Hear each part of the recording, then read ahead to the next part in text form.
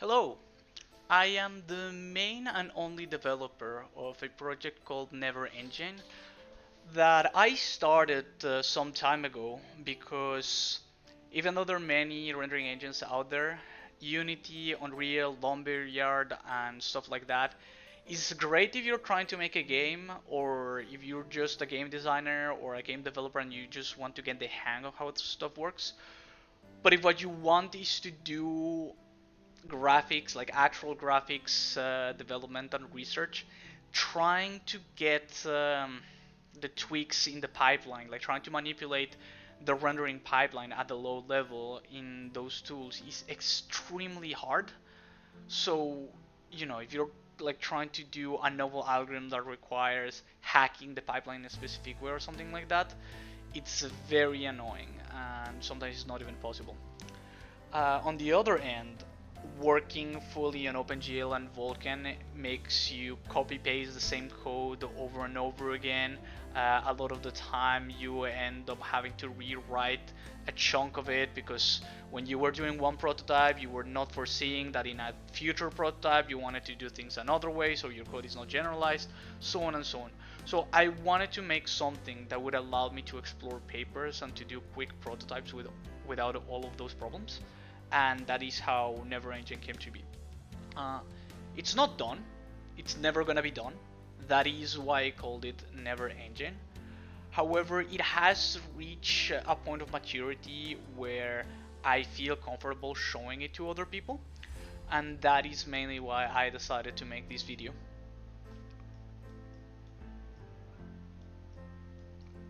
So what I want to do now is to show you some of the demos that I've done with the engine to show you like its potential and what it can do. The first one is as basic an example as you can get. It's just a static mesh of the Stanford Dragon. It's funk shaded over a dark background. It's, you know, the basic of the basic. Next, I made a particle simulation of sorts. There's no collisions or anything like that. However, it is fully GPU driven.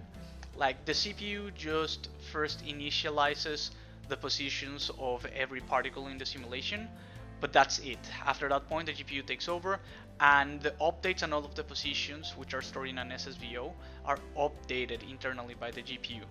So, if from this point onwards, what you need to do is start implementing the physics, getting some kind of acceleration structure to compute the collisions and whatnot, which is a lot of work. It's super freaking cool. But I wanted to do other stuff before, like trying to make my own version of NVIDIA Flex. So that's why it's as basic as it is right now. So this one is a little bit more exciting. It might not look much right now, but this is a demonstration of the capabilities of Gaussian Subdivision. Gaussian Subdivision is a paper that came in 2019. It was made by Dr. Reinhold Preiner from the University of Graz in Austria.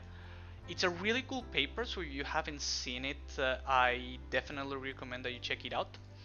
But on any case, what it does is it modifies existing subdivision schemes such that you have a large degree of control on how the subdivision works. So this is the initial configuration, but you can play around with what are called Gaussian weights, and when you do that, it modifies the convergence of the underlying surface, and you end up getting some really neat surfaces. Um, it it essentially extends a class of algorithms that already existed, things like loop subdivision and cat subdivision. It's not specific to any one algorithm, rather like it extends the whole lot of them, which is really really cool. And yeah, you can see it's super fast. It works in real time, like that is a non-negligible amount of triangles, and I may talk about it in the future if enough people are interested.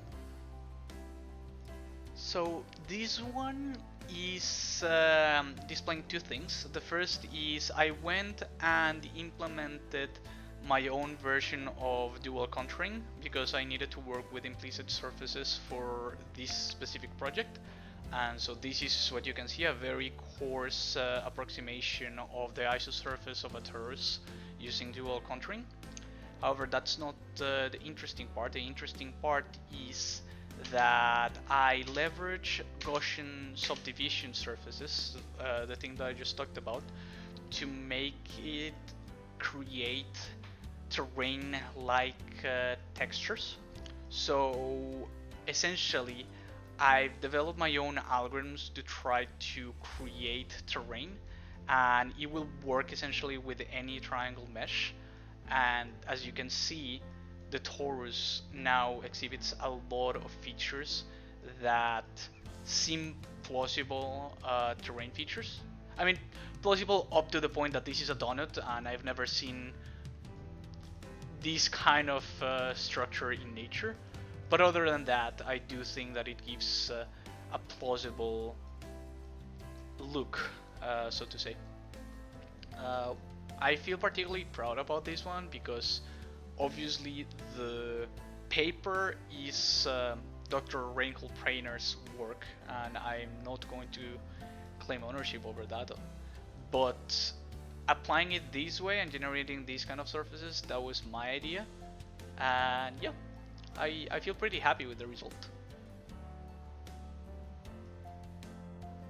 Finally, um, I wanted to explore a little bit animation.